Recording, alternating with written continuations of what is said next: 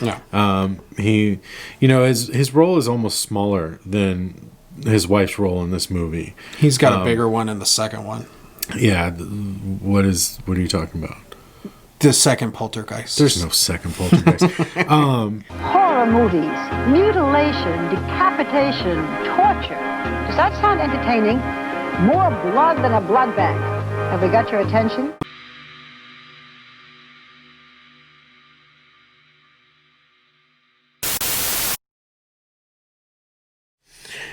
Welcome back, terrestrials, to the Quarantine Movie Reviews. In this episode, we're doing the 1982 classic horror Poltergeist.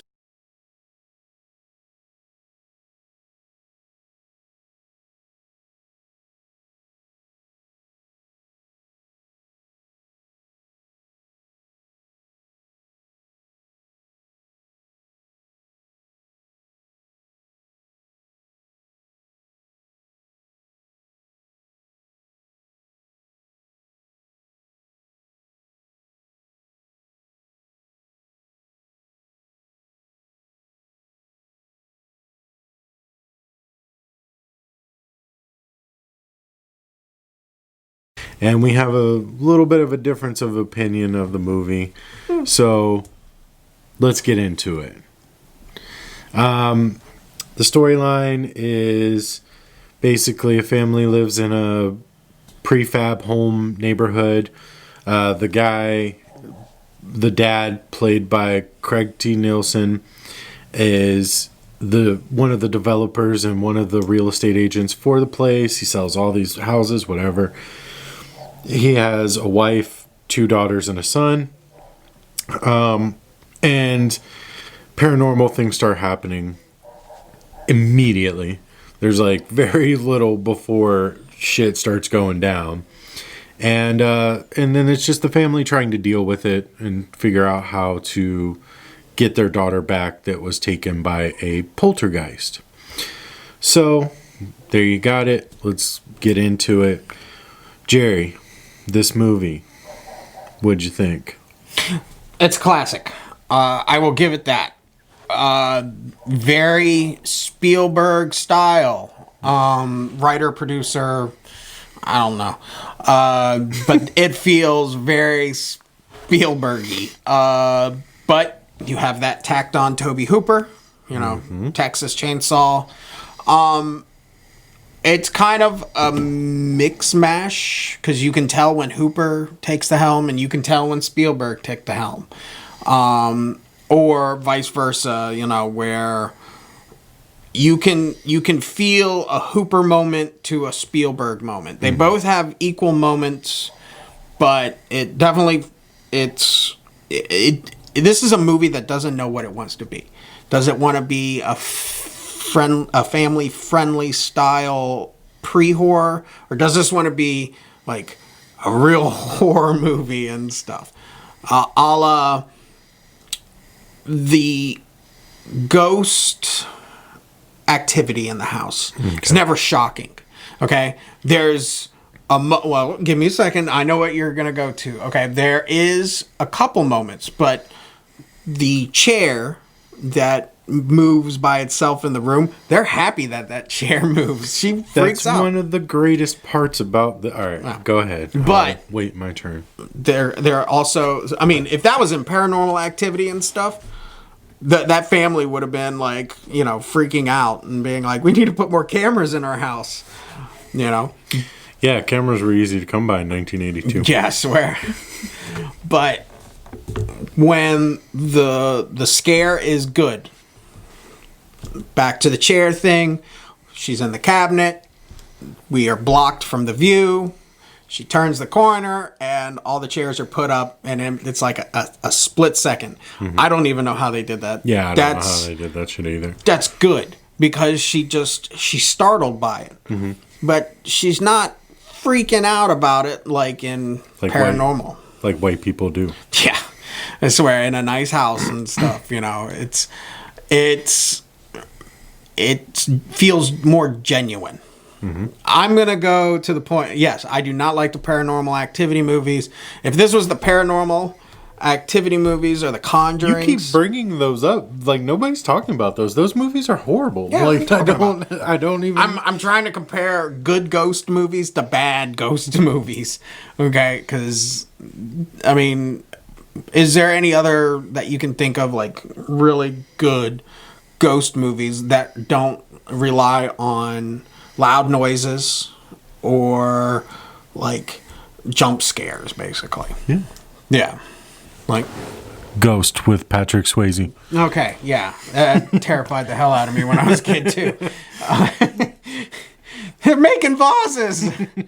My God. Get off my train. Yeah. And the little shadow gremlins. Yeah. Oh, yeah. But, yeah, they're now, you know, I don't know. This movie, it's a classic. I feel bad if I say anything that kind of, like, irked me. I didn't like. I thought Riff Raff was a dick, and I didn't like Rocky Horror Picture Show. True. Just gotta say it. Just gotta let it be out there. Just gotta let it go. Yeah. Well, there's nothing to let go and stuff. I'm just trying to compare to what is for the viewing audience to this movie. And There is no comparison because this movie is amazing. Yeah. So, what did you like about the movie? What the fuck did you like about the movie? I loved every goddamn thing. Let me tell you about it. I liked. So he mentioned the ghost moments. There's no scary ghost moments. No. Also, yes, there is, because that giant poltergeist pops out of the room and it's fucking terrifying. The rest of the ghost moments, maybe not so much, but that one specifically is great. Again, 1982. I wasn't even born yet, so I saw this movie when I was very young. I saw this movie when I was maybe 5 or 6. Yeah. So, looking at that ghost now, yeah, okay. Back then, if I thought it was a real fucking ghost that was going to eat somebody. So I also didn't know how ghosts work because they don't eat people. But I thought it was amazing.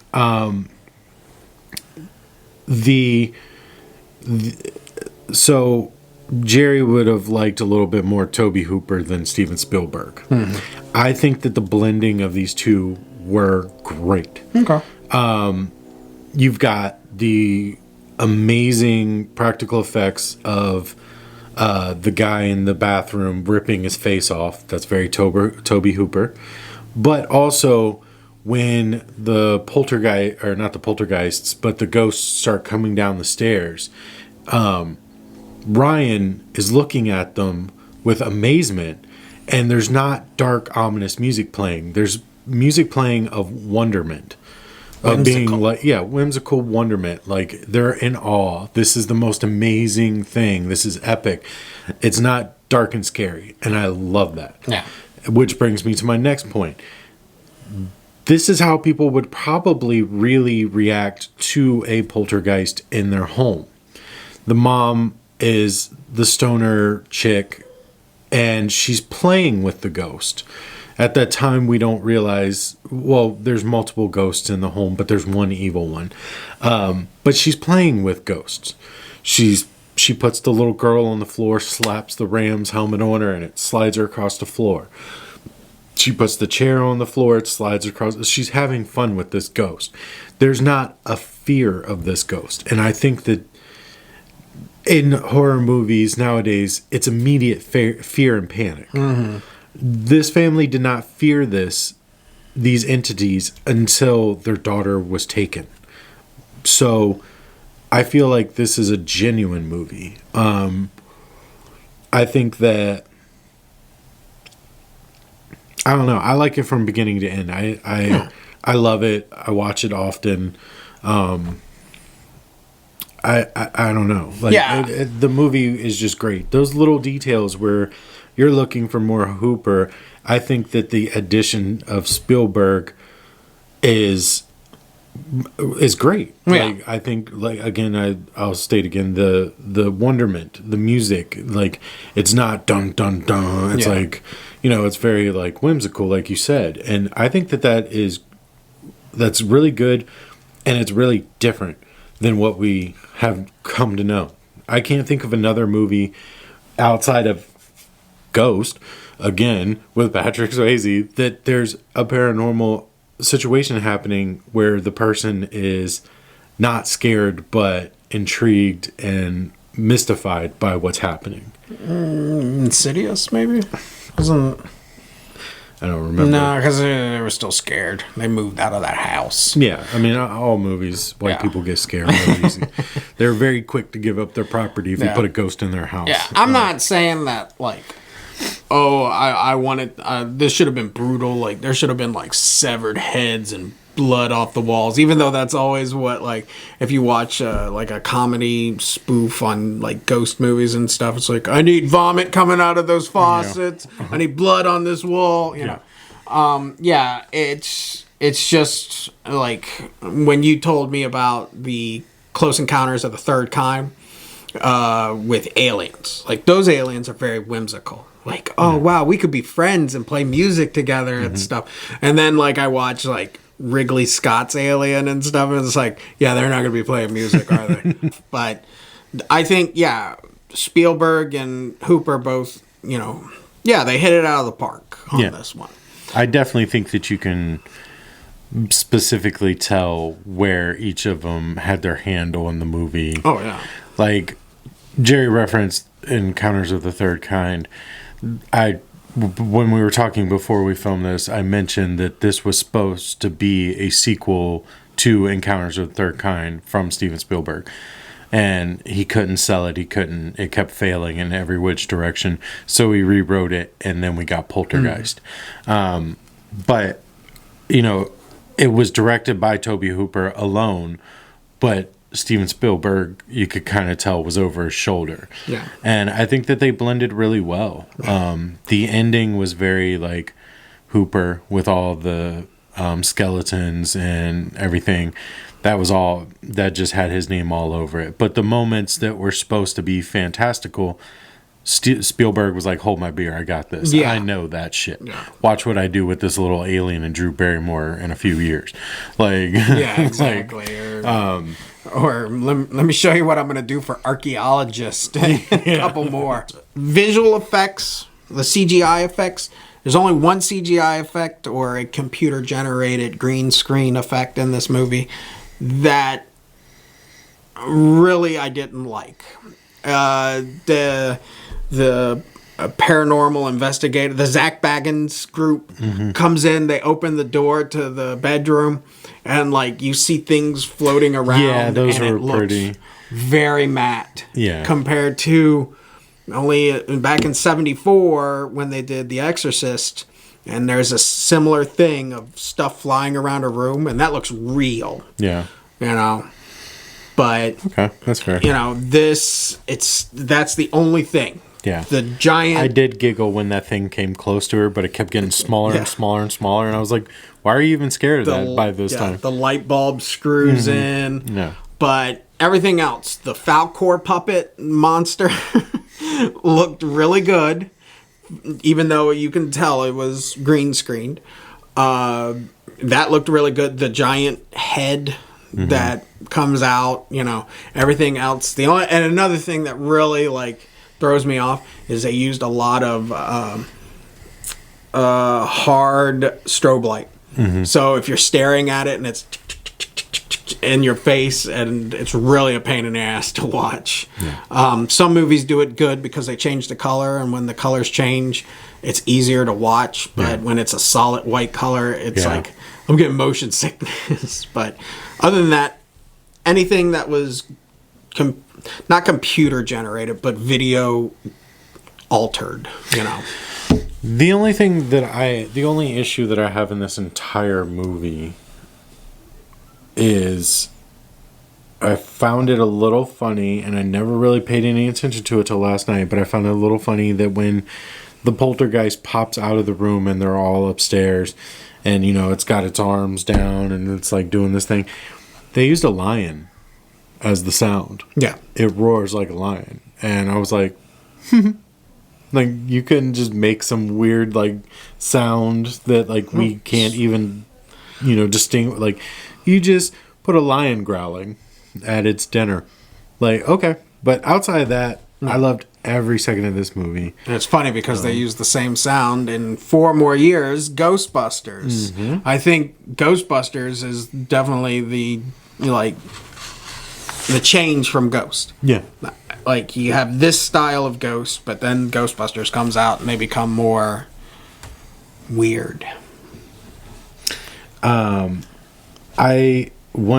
of my favorite things, and it's a very subtle moment with this movie, is when the paranormal group first gets there, and they're walking upstairs to the room, and Ryan is telling Craig T. Nelson about the little car that he drove, or that they saw.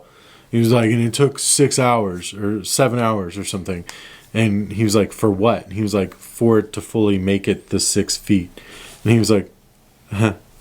And he opens up the door and all this shit's like flying around. Yeah. And he's like, oh yeah, cool. Here, check this fucking thing out. I also like that they had to go through that upstairs after they had already seen the chair. And then they were talking, they were saying, yeah, sometimes we hear the daughter through the TV. She says, it might sound weird, but sometimes we hear her through the television. And it's like, oh, that sounds weird? Not the stuff flying around in the room or the chair going that way. And then the one guy's like, there could be a CB radio somewhere doing that. It's like, you kidding me, dude? Yeah. Everything else you've seen, you're still thinking CB? Yeah. Okay. Go in my refrigerator and steal my food and rip your face off. Yeah. Yeah, I wish he would have actually died. All right, so let's see, what else is there? I want to give Mother of the Year award to Diane, the mother in this movie. She is fucking amazing. She is a fearless motherfucker. Yeah, dude, she is badass in this movie. Yeah, anybody who says Mama Bear and stuff, if you can't compare to the girl, if you're not willing to from go into an alternate dimension and grab your daughter, then no. She was even pissed that she had to lie to her daughter. Yeah. She was like, I hate you for this. Yeah. Like, but and Craig T. Nelson, give an award for his acting. Yeah. He, his role is almost smaller than his wife's role in this movie. He's got a bigger one in the second one. Yeah. What are you talking about? The second Poltergeist. There's no second Poltergeist. Anyways, but so he did a great job acting. Yeah. He was a good dad. So what stars? What stars do you have? No, what stars am I going to give it? Yeah, how many stars are you going to give? All right, I'm going to go 3.5 on this one. Okay. That's your That's your microphone. All right. Yeah, I'm going to go 3.5. Okay. This is a strong 3.5. It's a classic. Yes, sir. What would you give it, Jacob?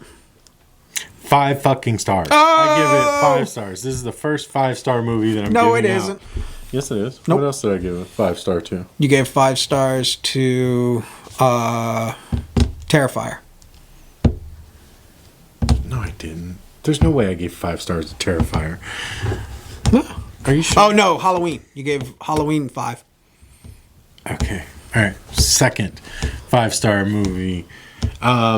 I love this movie. I love beginning to end. Jerry mentioned how hokey it was that they pushed the TV out in the hotel.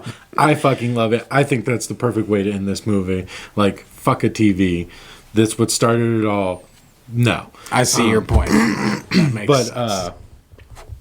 I love it. I love everything about this movie. But yeah, so Keep 5 stars. 5 stars. I love this movie, front to back.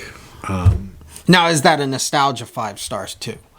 No, nostalgia doesn't really come into this because I was terrified of it as a kid. Okay. So if you asked me as a kid, I'd be like, I hate that. I hate that fucking movie. Yeah. It's terrifying. Not like with me with Rocky Horror, where I gave it 5 stars, not because of the merits of the movie, but more of the fondness, of how much it means to me. Right. Okay. Yeah. No. This is all just purely film. Okay. I love, everybody knows me that knows I love Texas Chainsaw Massacre.